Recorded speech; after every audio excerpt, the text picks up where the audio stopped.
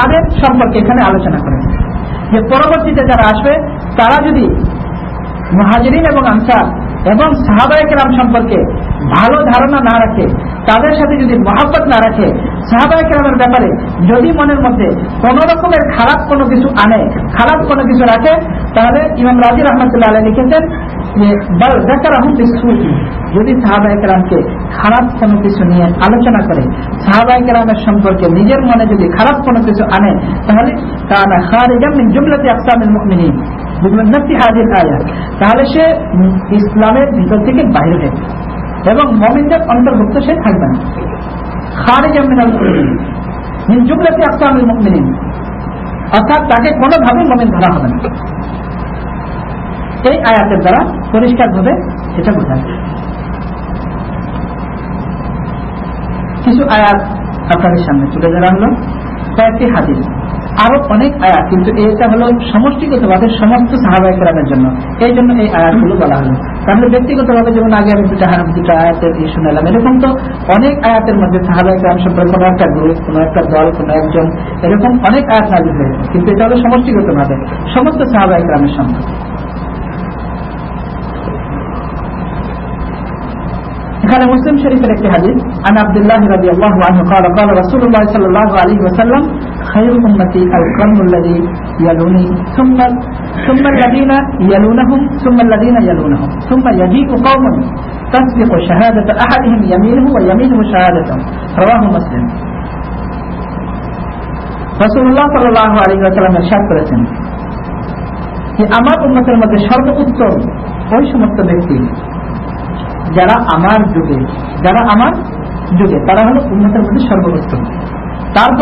তারপরে তাদের যারা নিকটবর্তী, তাদের সাথে যারা, অর্থাৎ তাবেঈন, তারপরে যারা তাদের নিকটবর্তী, তাদের তাবেঈন,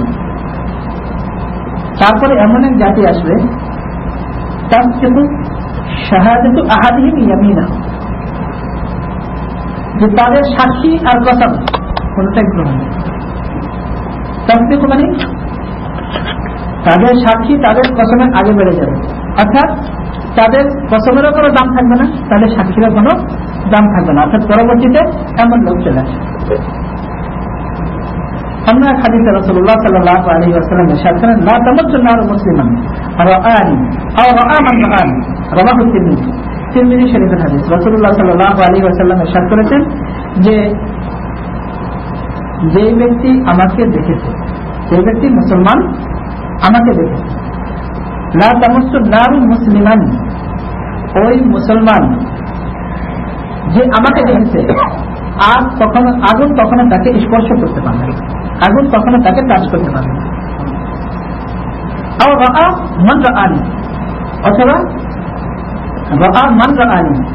অথবা তাকে দেখবে যারা আমাকে দেখেছে, অর্থাৎ তাবেঈন। তো সাহাবায়ে কেরাম এবং তাবেঈন, এখানে তাবেঈনদেরকেও হুজুর সাল্লাল্লাহু আলাইহি ওয়াসাল্লাম শুভ সংবাদ দিয়েছেন, যারা আমাকে দেখেছে এবং যারা আমাকে যারা দেখেছে তাদেরকে যারা দেখেছে তাদেরকে আর আগুন স্পর্শ করবে। وقال رسول الله صلى الله عليه وسلم في أصحابه لا تتخذوهم غرضا من بعدي فمن أحبهم فبحب أحبهم ومن أبغضهم فببغض أبغضهم ومن آذاهم فقد آذاني ومن آذاني فقد آذى الله ومن آذى الله فيوشك أن يؤخذه رواه الترمذي। আমরা সবসময় খুতবার মধ্যে এই হাদিসটা শুনেছেন, কিন্তু হয়তো আমরা অর্থ জানি কিনা তাও জানি না। রাসূলুল্লাহ সাল্লাল্লাহু আলাইহি ওয়াসাল্লাম ইরশাদ করেছেন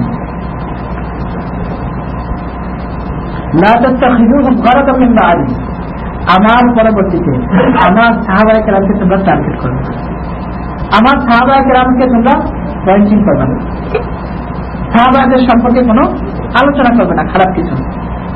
কামান আহাব্বাহুম, যে ব্যক্তি সাহাবায়ে কেরামকে ভালোবাসবে, ফাবিহুব্বি আহাব্বাহুম, আমাকে ভালোবাসে এই কারণে আমার সাহাবাকে ভালোবাসে, অর্থাৎ আমার মহব্বতের কারণে আমার সাহাবাদেরকে ভালোবাসে।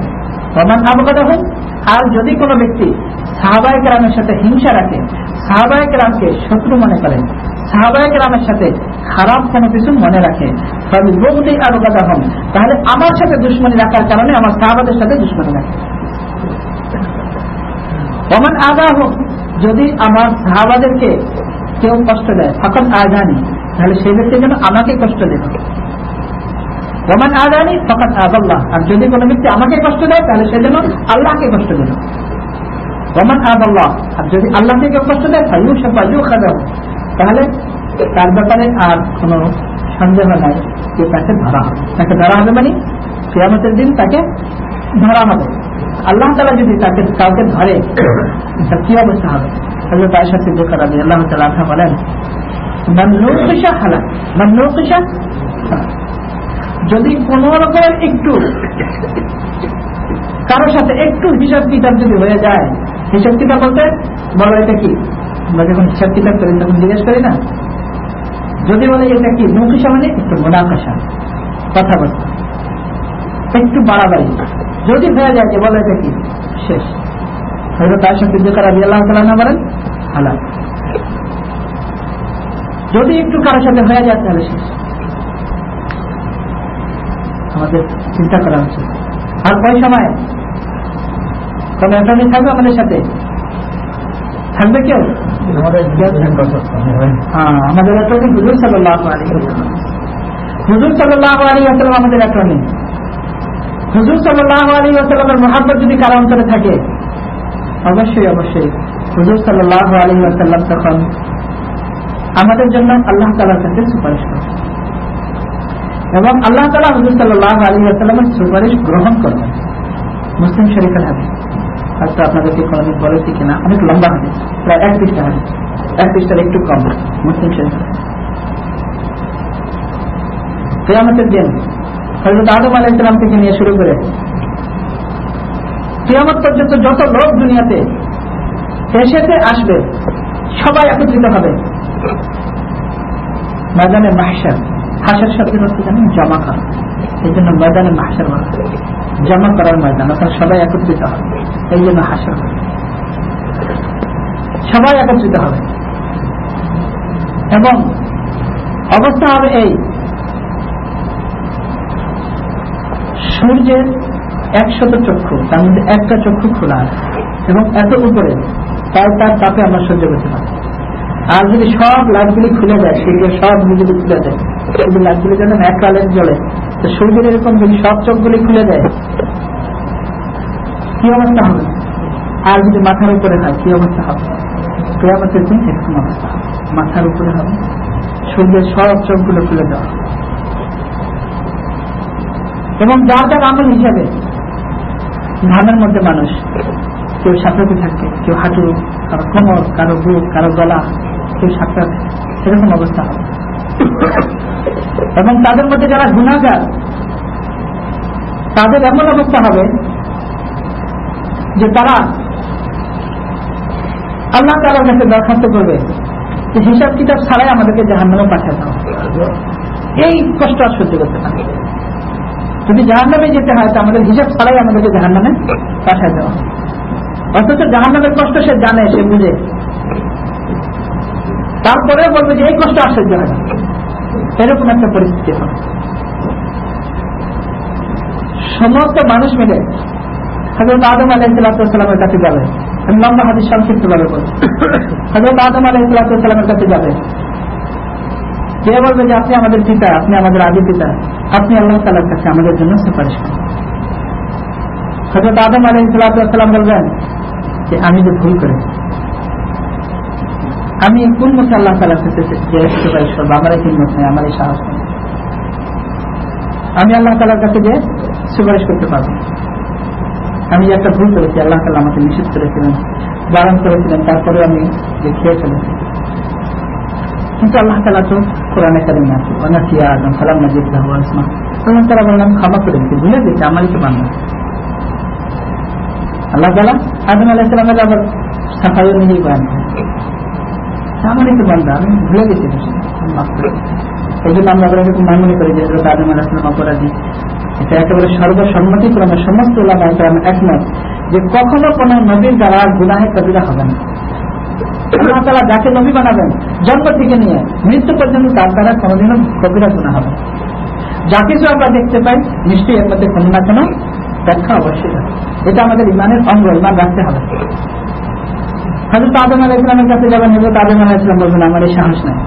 তখন সমস্ত মানুষ হযরত নূহ আলাইহিস সালামের কাছে যাবেন, তার কারণ আদম আলাইহিস সালামের পরে যে দ্বিতীয় যে জেনারেশন যে শুরু হয়, আদম আলাইহিস সালামের সন্তানদের মধ্যে যাই হোক শীত ইদ্রিস আরো অন্যান্য যারা আছে, এরপরে আবার নতুন করে যে মানুষের আবার অস্তিত্ব শুরু হয় হযরত নূহ আলাইহিস সালাম থেকে। কিন্তু আমরা সবাই জানি সব পানিতে ডুবে গেছিল, শুধু নূহ আলাইহিস সালামের সাথে যারা তার ছেলেদের মধ্যে যারা মুমিন এবং যারা অন্যান্য যারা তার স্ত্রী এবং অন্য ছেলে, তার কোরআনে কারিমে তাদের আলোচনা আছে, কিন্তু অন্যান্য তার যে ছেলে এবং অন্যান্য যারা ঈমান এনেছিল তারা শুধু, এবং তার থেকে আমরা আজ পর্যন্ত যারা আমরা মানুষ, তো সমস্ত মানুষ মিলে হযরত নূহ আলাইহিস সালামের কাছে যাবে, যে বলবে যে আপনি তো আমাদের আদি পিতা, আপনি চান, আপনি যে আল্লাহ তাআলার কাছে আমাদের জন্য সুপারিশ করেন। নূহ আলাইহিস সালাম বলবেন যে আমি আমার নিজের জাতির জন্য আল্লাহ তাআলার কাছে বদয়া করেছি, আমি কিভাবে আল্লাহ তাআলার কাছে যে সুপারিশ করবো, আমার ভিতরে সাহস নেই, আমি ইয়ে করতে পারবো। তখন সমস্ত মানুষ মিলে শান্তিতে, তখন সমস্ত মানুষ মিলে হযরত ইব্রাহিম আলাইহিস সালামের কাছে যাবে। হযরত ইব্রাহিম আলাইহিস সালাম বলবেন যে না, আমি মিথ্যা বলেছিলাম, আসলে সত্যিকার অর্থে মিথ্যা না, বলেছে আমি অসুস্থ। আর বলেছেন বাল ফাআলা কাবীরুহুম হাযা, দুইটা মিথ্যার সম্পর্কে বলা হাদিসের মধ্যে রাসূল সাল্লাল্লাহু আলাইহি ওয়াসাল্লামের ব্যাখ্যা দিয়েছে, বলেছেন এটা সত্যিকার অর্থে মিথ্যা নয়, বলেছে ইন্নী সাকিম, আমি অসুস্থ, মানে মানসিকভাবে অসুস্থ ছিলেন। স্বাভাবিক ব্যাপার, সমস্ত মানুষের যে মন মানসিকতা হযরত ইব্রাহিম আলাইহিস সালাম ছিলেন তার থেকে একেবারেই ভিন্ন। সবাই মূর্তি পূজা করে, তাদের জন্য ঈদ, কিন্তু হযরত ইব্রাহিম আলাইহিস সালাম ছিলেন একটা বিশেষ একটা চিন্তার মধ্যে, সেই হিসেবে মানসিকভাবে অসুস্থ ছিলেন, বলেছেন ইন্নী সাকিম। আর বাল ফাআলা কাবীরুহুম হাযা, যখন সবাই ফিরে এসেছে, এটা তো লম্বা অনেক হিস্ট্রি কোরআনে আল্লাহ তাআলা বর্ণনা করেছেন, ফিরে আসার পরে যখন জিজ্ঞেস করেছে কে করেছে এটা, ইব্রাহিম আলাইহিস সালাম বলেন বাল ফাআলা কাবীরুহুম হাযা, জিজ্ঞেস করো তোমাদের এই বড় মূর্তিকে জিজ্ঞেস করো, সবগুলোকে ভেঙে বড় মূর্তির কাঁধে কোদাল রেখে দিয়েছে, তাদেরকে শিক্ষা দেওয়ার জন্য যে তোমরা তাদেরকে জিজ্ঞেস করো, যদি তারা কথা বলতে পারে তাদেরকে জিজ্ঞেস করো, কিন্তু তারা তো কথা বলতে পারে না।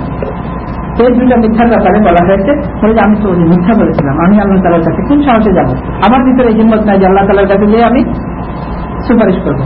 তখন সমস্ত মানুষ হযরত মুসা আলাইহিস সালামের কাছে, যেহেতু আম্বিয়ার ভিতরে এরাই হলেন সবচেয়ে বড় উল্লেখযোগ্য। হযরত মুসা আলাইহিস সালামের কাছে যখন যাবেন, হযরত মুসা আলাইহিস সালাম বলবেন যে আমি যে একটা অন্যায় করেছিলাম, ওই যে কিপ্তি একজনকে থাপ্পড় মেরেছিলেন, ঘটনাটা আপনারা জানেন, বনি ইসরাঈলের একজন আর কিপ্তি একজন, দুইজনের ফেরাউনের বংশের একজন, দুইজনের মধ্যে ঝগড়া হচ্ছিল, তো ফরিয়াদ করেছে যে আমাকে বাঁচাও, আমাকে সাহায্য করো। হযরত মুসা আলাইহিস সালামকে এক থাপ্পড় এমন মেরেছেন, 90 থাপ্পড় এক থাপ্পড়ে শেষ। হযরত মুসা আলাইহিস সালাম বলেন যে আমি যে একটা অন্যায় করেছিলাম, আমি আল্লাহ তাআলার কাছে কোন মুখে যাবো, আমার এই সাহস নেই। তখন সমস্ত মানুষ হযরত ঈসা আলাইহিস সালামের কাছে যাবেন, তারা যে বলবে যে আপনি আমাদের জন্য আল্লাহ তাআলার কাছে সুপারিশ করেন। হযরত ঈসা আলাইহিস সালাম বলবেন যে আমি কোন মুখে আল্লাহ তাআলার সামনে যাব, আমাকে দুনিয়াতে মানুষ আল্লাহ তাআলার ছেলে বলে আখ্যায়িত করছে, আমার এই সাহস নেই যে আমি আল্লাহ তাআলার সামনে যে কথা বলবো, যে মানুষ যে আমাকে, আসলে নবীর কথা বলাবেন, কিন্তু তারপরেও ভীত ছিলেন যে মানুষ যে আমাকে আল্লাহ তাআলার ছেলে বলছে। তখন সমস্ত আম্বিয়া কেরাম এবং সমস্ত মানুষ, মুসলিম শরীফে থাকে, সমস্ত মানুষ একত্রিত হয়ে হুজুর সাল্লাল্লাহু আলাইহি ওয়াসাল্লামের দরবারে যান যে আপনি আমাদের জন্য আল্লাহ তাআলার দরবারে সুপারিশ করুন। তখন হুজুর সাল্লাল্লাহু আলাইহি ওয়াসাল্লাম বলবেন আনা আহলুল বিল্লাহ, হ্যাঁ আমি এর উপযুক্ত। এবং হাদিসের মধ্যে হুজুর সাল্লাল্লাহু আলাইহি ওয়াসাল্লাম বলেন আনা সাইয়্যিদু ওয়ালদি আদম ইয়াউমাল কিয়ামাতি ওয়ালা ফখরা, আনা সাইয়্যিদু ওয়ালদি আদম ইয়াউমাল কিয়ামাতি ওয়ালা ফখরা, কিয়ামতের দিন আমি আদম সন্তানের মধ্যে সবার সরদার হব, লিডার হব, ওয়ালা ফখরা, এবং আমি এটা কোনো অহংকার করে বলি না, আল্লাহ শুকর আদায় করেন। ওয়ালিওয়াই বিয়াদি ইয়াউমাল কিয়ামাতি ওয়ালা ফখরা, এবং কিয়ামতের দিন শাফাআতের ঝান্ডা আমার হাতে হবে, ওয়ালা ফখরা, আমি এটা কোনো অহংকার করে বলি না, আল্লাহ তাআলা শুকর আদায় করে বলি। এরপর হুজুর সাল্লাল্লাহু আলাইহি ওয়াসাল্লাম সিজদা চলে যাবেন, এবং সিজদা চলে যাবেন, সিজদা দিয়ে হুজুর সাল্লাল্লাহু আলাইহি ওয়াসাল্লাম বলবেন ইয়া রাব্বি উম্মতি, ইয়া রাব্বি উম্মতি, ইয়া রাব্বি উম্মতি।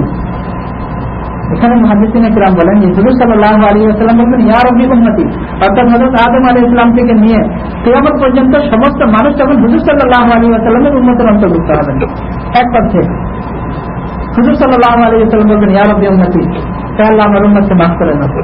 আল্লাহ তাআলা এর আগে দুনিয়াতেও হুজুর সাল্লাল্লাহু আলাইহি ওয়াসাল্লাম আল্লাহ তাআলা সবচেয়ে প্রিয়। দুনিয়াতেও হুজুর সাল্লাল্লাহু আলাইহি ওয়াসাল্লামের উপর এরকম এক জায়গায় দুই জায়গায় কোরআনে কারীম আয়াত নাযিল হয়েছে। মনে হয় যেন আল্লাহ তাআলা সান্ত্বনা দেন, মনে হয় যেন এরা যদি ঈমান না আনে তাহলে মনে হয় আপনি নিজেকে নিজে শেষ করে দেবেন, ধ্বংস করে দেবেন। লাআল্লাকা বাখিউন নাফসাকা আলা আথারিহিম ইন লাম ইউমিনু বিহাযাল হাদীসি আসাফা, যে যদি এরা ঈমান না আনে তাহলে মনে হয় আপনি নিজেকে নিজে শেষ করে দেবেন। তো দুনিয়াতে যদি আল্লাহ তাআলা নিজের নবীর উপরে, আখিরাতে তখন সম্পর্কটা আরো গভীর হবে, গাঢ় হবে। আল্লাহ তাআলা তখন সহ্য করতে পারবেন। আল্লাহ তাআলা বলবেন, ইয়া মুহাম্মদ ইরফা রাসাক, হে মুহাম্মদ আপনি মাথা উঠান, ইরফা রাসাক আপনি আপনার মাথা উঠান, সারদু আতা যা আপনি চাবেন দেওয়া হবে, ইশফা তুআতা ইশফা তুশফা, সারদু আতা ইশফা তুশফা আপনি শাফাআত করেন, সুপারিশ করেন, আপনার সুপারিশ গ্রহণ করা হবে। তখন হুজুর সাল্লাল্লাহু আলাইহি ওয়াসাল্লামকে সন্তুষ্ট করার জন্য আল্লাহ তাআলা নিজ হাতে, আল্লাহ তাআলা, আর এটা আমরা মনে করবো না যে আমাদের মতো আল্লাহ তাআলার হাত, কামা ইয়ালিকু বিশানিহি, এটাই আমাদের আকাবিদের আকীদা এবং সমস্ত মুহাদ্দিসিন ফুকাহা মুফাসসিরিনদের আকীদা। কামা ইয়ালিকু বিশানিহি, আল্লাহ তাআলার হাত আছে, এটার উপর আমাদের ঈমান। আল্লাহ তাআলার পা আছে, সাত কোরআন শরীফে আছে। আল্লাহ তাআলার আছে কামা ইয়ালিকু বিশানিহি, যেরকম আল্লাহ তাআলার শান, আমাদের হাতের মতো না। এরকম চিন্তা করা বিদআত, এরকম কোনো কিছুর উপর রেখে দেখা শিরক। আল্লাহ তাআলার গায়ে হাত, যেরকম আল্লাহ তাআলার শান, আল্লাহ তাআলা নিজ হাতে তখন অনেক নফস, আল্লাহ তাআলার হাত যত আল্লাহ তাআলা উঠাবেন এবং সরাসরি জান্নাতে যাবেন হুজুর সাল্লাল্লাহু আলাইহি ওয়াসাল্লামকে সন্তুষ্ট করার জন্য। যাই হোক,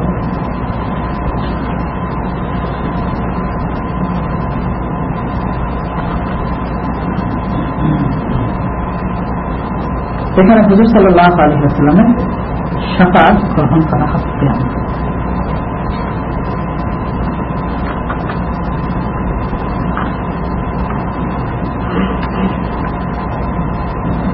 অন্য আরেকটি হাদিস বলে শেষ করে দেব। عن ابي سعيد الخدري رضي الله تعالى عنه قال قال رسول الله صلى الله عليه وسلم لا تسبوا احدا من اصحابي فان احدكم لو انفق مثل احد ذهبا ما ادرك مثل احدهم ولا نصيفه رواه البخاري ومسلم متفق عليه। বুখারী এবং মুসলিম শরীফের হাদিস। রাসূলুল্লাহ সাল্লাল্লাহু আবু সাঈদ খুদরী রাদিয়াল্লাহু তাআলা আনহু থেকে বর্ণিত, রাসূলুল্লাহ সাল্লাল্লাহু আলাইহি ওয়াসাল্লাম ইরশাদ করেছেন যে তোমরা আমার সাহাবায়ে কিরামের মধ্য থেকে কোনো এক ব্যক্তিকেও কখনো গালিগালাজ করবে না। লা তাসুব্বু আহাদাম মিন আসহাবি, আহাদান কোনো একজনকেও, আমার সাহাবায়ে কিরামের মধ্য থেকে কোনো একজনকেও তোমরা কখনো গালিগালাজ করবে না। সাব্বা ইয়াসুল্লু, গালি দেওয়া। ফাইন্না আহাদাকুম, তোমাদের মধ্য থেকে যদি কোন এক ব্যক্তি আনফাকা মিসলা উহুদিন, উহুদ পাহাড় পরিমাণ যদি কেউ আল্লাহ তাআলার রাস্তায় সদকা করে, দান করে, তাও কি স্বর্ণ, জাহাদান, মিসলা উহুদিন জাহাদান, যদি উহুদ পাহাড় পরিমাণ স্বর্ণ যদি আল্লাহ তাআলার রাস্তায় দান করে, খয়রাত করে, সদকা করে, মা আদরাকা মুদ্দা আহাদিহিম, সাহাবায়ে কেরামদের মধ্যে থেকে যদি কেউ এক মুদ, এরকম আমরা ছোট সময় দেখেছি না, ব্যাটের এরকম থাকে, এরকম আরবের মাপের একটাই ছিল, মাপারই ছিল, সেটা মুদ ফাঁকা, বেশি থেকে বেশি এক ব্যক্তি। তো যদি তাদের মধ্যে থেকে কেউ 1 কেজি গমও যদি কেউ সাহাবায়ে কেরামের মধ্যে থেকে যদি কেউ দান করে থাকে, আর তোমাদের মধ্যে থেকে যদি কেউ উহুদ পাহাড় পরিমাণ স্বর্ণ যদি আল্লাহ তাআলার রাস্তায় দান করে, তাহলে তার সমান হবে না। রাসূলুল্লাহ সাল্লাল্লাহু আলাইহি ওয়াসাল্লাম বলেন, শুধু এক মুদ নয়, ওয়ালা নাসিফাহু, আধা মুদ, অর্থাৎ তার অর্ধেক যদি তারা দান করে থাকে, আর উহুদ পাহাড় পরিমাণ যদি স্বর্ণ তোমরা দান করে থাকো, তাদের সমান হতে পারবে না। এই জন্য আমার সাহাবায়ে কেরামকে কখনো তোমরা কটাক্ষ করবে না, তাদেরকে কখনো তোমরা গালিগালাজ করবে না। আল্লাহ তাআলা আমাদের সবাইকে সাহাবায়ে কেরামের মহব্বত, আল্লাহ এবং আল্লাহ রাসূলের মহব্বত এবং তাদেরকে যারা যথাযথভাবে অনুসরণ করেছেন সাহাবায়ে কেরাম, তাদের মহব্বত আমাদের অন্তরে আল্লাহ তাআলা পয়দা করে দেন। আখিরু দাওয়ানা আলহামদুলিল্লাহি রাব্বিল আলামিন। আসলে এটা আমাদের ইমাম সাহেব হুজুরের অনুরোধে আমরা তো প্রথম শতাব্দী পেরিয়ে গিয়েছিলাম, কিন্তু ইমাম সাহেব বললেন যে সাহাবায়ে কেরাম সম্পর্কে এবং যারা হাদিসের বর্ণনাকারী তাদের সম্পর্কে বেশি কিছু বলা হয়নি। সেই জন্য আমার মনে আসলো যে তাদের সম্পর্কে কিছু হয়ে যাওয়া উচিত। আর সবচেয়ে বড় কথা, এখন আমাদের এমন একটা সময় এসেছে, আমরা মনে করি তারাও মানুষ, আমরাও মানুষ, তো তারাও ভুল ত্রুটি করেছে, অনেক কিছু করেছে, এই মন মানসিকতা আমাদের সাধারণত আসে। কিন্তু আল্লাহ রাসূল যাদের সম্পর্কে এই ধরনের কথা বলে থাকেন, তাদের সম্পর্কে আমাদের মন মানসিকতা আরো কত ঊর্ধ্বে হওয়া উচিত, এটা আমাদের চিন্তা করা। আজকের কথা আমরা শেষ করি। আলহামদুলিল্লাহ রাব্বিল আলামিন। আগামী সপ্তাহে আমাদের এর উপরেই চলবে। তারপরে ইনশাআল্লাহ হাদিসের কিতাব কত প্রকার এবং তারপরে হাদিস কত প্রকার, সহিহ যায়িফ, আমরা শুনে থাকি না, এর উপরে কিছু আলোচনা হবে। তারপরে ইমাম বুখারী রাহমাতুল্লাহ আলাইহির জীবনী শুরু হবে, তারপরে ইনশাআল্লাহ বুখারী সম্পর্কে আলোচনা হবে। আচ্ছা, আমার প্রয়োজন হলো আগামী সপ্তাহে আমি আসতে পারবো না, প্রোগ্রাম। তারপরে সপ্তাহে ইনশাআল্লাহ আবার মাগরিব থেকে এসে আমাদের প্রোগ্রাম হবে। ইমাম সাহেব برشد اللهم صل على محمد وعلى آل محمد كما صليت على إبراهيم وعلى آل إبراهيم إنك حميد مجيد اللهم بارك على محمد وعلى آل محمد كما باركت على إبراهيم وعلى آل إبراهيم إنك حميد مجيد। আজকে আমাদের যে দর্স হলো, এই দর্সের থেকে আমরা বুঝতে পারলাম যে সাহাবায়ে কেরাম রাদিয়াল্লাহু তাআলা আনহুম আজমাইনদের প্রথম থেকে 1 নাম্বার থেকে শুরু করে লাস্ট নাম্বার পর্যন্ত সবার আমল আল্লাহ পাকের দরবারে মকবুল। কথাটা বুঝলে, সকলের আমল আল্লাহ পাকের দরবারে মকবুল এবং সাহাবায়ে কেরামদের কোন সমালোচনা আমাদের কারোর জন্য জায়েজ নাই। কথা বুঝে আছে? যদি কেউ সাহাবায়ে কেরাম রাদিয়াল্লাহু তাআলা আনহুম আজমাইনদের সমালোচনা কেউ যদি করতে চায়, তাহলে তার ঠিকানা সে আল্লাহ পাকের দুশমন হিসাবে সে নিজের নামটাই নিজে লেখাই দেয়। কাজেই আমরা মুমিন হিসাবে সাহাবায়ে কেরাম রাদিয়াল্লাহু তাআলা আনহুম আজমাইনদের শুধু ভালো যদি কিছু জানি সেটাই আমরা বর্ণনা করব। কোনো কিছু যদি তার জীবনে কোনো জায়গায় কোনো কিছু করে থাকে সেইটার ব্যাপারে আমাদের আলোচনার কোনো রাইট নেই। কাজে আমরা যদি মুমিন হই, আর যদি কেউ যদি আল্লাহ পাক রব্বুল আলামিন কাউকে জবরদস্তি করে কাউকে মুমিন বানায়নি, কেননা কোরআন হেদায়েত করে, কোরআন হেদায়েতের পথ দেখায় ওই সমস্ত লোক যারা নাকি হেদায়েতের পথে চলতে চায়। অতএব আমাদের জন্য কোনো জবরদস্তি নাই। যেমন এই দেশে সিটিজেনশিপ নেওয়ার জন্য আপনাকে কেউ জবরদস্তি করেনি। যখন আপনি নিজে সিটিজেনশিপ নিছেন তখন এই দেশের আইন কানুন মানিয়ে চলতে হবে, এই ভোট আপনি করে দিচ্ছেন। কথা বুঝে আসছেন? কিন্তু আপনি যতক্ষণ পর্যন্ত সিটিজেন না দিয়ে নিয়ে যদি নাকি এই দেশ থেকে বাইরে হয়ে যান, তাহলে কিছু আপনি আইন বর্তায় না, আপনি ইচ্ছা করলে চলে যান, কোনো মুশকিল নাই। কেউ জবরদস্তি করে বলবে না না তোমাকে এখানে সিটিজেন নিতেই হবে। অতএব মুমিন হওয়ার জন্য আল্লাহ পাক রব্বুল আলামিন এবং তার নবী কোনদিন কারোর উপরে জবরদস্তি করেন। এবং আমরাও কাউ যদি নাকি এই জন্য যদি নাকি কেউ নন মুসলিম হয় তাকে আপনি দ্বীনের দাওয়াত দিতে পারবেন, কিন্তু মুসলমান হওয়ার জন্য জবরদস্তি করার কোনো কায়দা আমাদের নাই। অতএব আমরা যেহেতু মুমিন, আমাদের বিশ্বাস কোরআনের উপরে, আমাদের বিশ্বাস নবীর উপরে, আমাদের বিশ্বাস নবীর হাদিসের উপরে এবং কোরআন হুজুর সাল্লাল্লাহু আলাইহি ওয়াসাল্লামের শরীয়তের ব্যাপারে প্রত্যেকটা আমল আমাদের জন্য গ্রহণযোগ্য। এবং তার সাথে সাথে সাহাবায়ে কেরাম রাদিয়াল্লাহু তাআলা আনহুম আজমাইনদের আমল প্রথম ব্যক্তি থেকে শুরু করে লাস্ট ব্যক্তি পর্যন্ত আমাদের কাছে গ্রহণযোগ্য হতে হবে। এবং আল্লাহ পাক রব্বুল আলামিন যেন এর উপরে আমাদেরকে কায়েম ও দায়েম রাখে, সকল বলি আমিন। এবং আজকের এই তালিমের থেকে আমাদেরকে যেন আমাদের মহব্বত, ভালোবাসা, শ্রদ্ধা যেন সাহাবায়ে কেরাম রাদিয়াল্লাহু তাআলা আনহুম আজমাইনদের উপরে আরো যেন বেড়ে যায়। আর যেই আয়াতগুলো হুজুরে তেলাওয়াত করলেন সাহাবায়ে কেরামদের, সরাসরি সাহাবায়ে কেরামদের সম্বন্ধে আল্লাহ পাক রব্বুল আলামিন নিজে বয়ান করেছেন ফজিলাত, সাহাবায়ে কেরামদের ফজিলাত, মর্যাদা, এটা আল্লাহ পাক নিজে বয়ান করেছেন কোরআন শরীফের ভিতরে। অতএব এই আয়াতগুলিকে আমাদের জানা দরকার। এবং কেউ যদি আপনার সামনে সাহাবায়ে কেরাম রাদিয়াল্লাহু তাআলা আনহুম আজমাইনদের জীবদ্দশার কোন সমালোচনা যদি কেউ করে, তার মুখের উপরে বলে দেবেন যে আপনার কোনো রাইট নাই, যা আপনি সাহাবায়ে কিরাম রাদিয়াল্লাহু তাআলা আনহুম আজমাইনদের কেউ সমালোচনা করতে পারেন, চাই সে মুআবিয়া রাদিয়াল্লাহু তাআলা আনহু, চাই সে অন্য যে কোনো সাহাবী হোক। কাজী হুজুর সাল্লাল্লাহু আলাইহি ওয়াসাল্লামের একজন সাহাবার আমাদের কারোর কোনো রাইট নেই যে তার সম্বন্ধে কোন রকম সমালোচনা করা। আর যদি নিজেরা করি তাহলে নিজেদের ঠিকানা নিজেরাই জাহান্নামে বানানোর জন্য যথেষ্ট হয়ে যাবে। যদি আল্লাহ পাক রব্বুল আলামিন যারা আমাদেরকে হেফাজত করেন, সকলে বলুন আমিন। দুরূদ শরীফ। আল্লাহুম্মা সাল্লি আলা মুহাম্মাদ ওয়া আলা আলি মুহাম্মাদ কামা সাল্লাইতা আলা ইব্রাহিম ওয়া আলা আলি ইব্রাহিম ইন্নাকা হামিদুম মাজিদ। আল্লাহুম্মা বারিক আলা মুহাম্মাদ ওয়া আলা আলি মুহাম্মাদ কামা বারাকতা আলা ইব্রাহিম ওয়া আলা আলি ইব্রাহিম ইন্নাকা হামিদুম মাজিদ। اللهم آمين. الحمد لله رب العالمين والصلاة والسلام على رسوله الكريم. رب ارحمهما كما ربياني صغيرا. رب اغفر وارحم وأنت خير الراحمين. Ya Allah, Ya Rahman, Ya Rahim.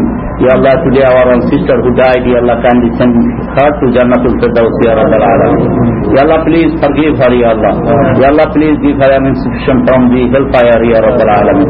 Ya Allah, please place her to Jannatul Firdaus, Ya Allah. Ya Rabbal Alamin. Ya Allah, please forgive our parents, forgive our relatives. Ya Allah, also we have done so many wrong. Ya Allah, in our life. Ya Allah, please forgive all of us, Ya Rabbal Alamin. تقبل منا إنك أنت السميع العليم وتب علينا إنك أنت التواب الرحيم. وصلى الله تعالى على خير خلقه ونور أشياء أجمعين. الحمد معكم لا إله إلا الله محمد رسول الله. এখন আপনাদেরকে ওযু সময় দেওয়া হলো। Now your time for wudu. You can make your wudu now and come back again inshallah right after الذي أرسل رسوله بالهدى ودين الحق ليظهره على الدين كله وكفى بالله شهيدا. الحمد لله الذي هدانا لهذا وما كنا لنهتدي لولا أن هدانا الله.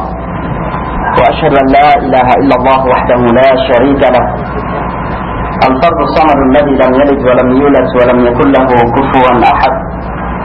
وأشهد أن محمدا عبد الله ورسوله وصفيه من خلقه أرسله رحمة للعالمين. اللهم صل وسلم وبارك عليه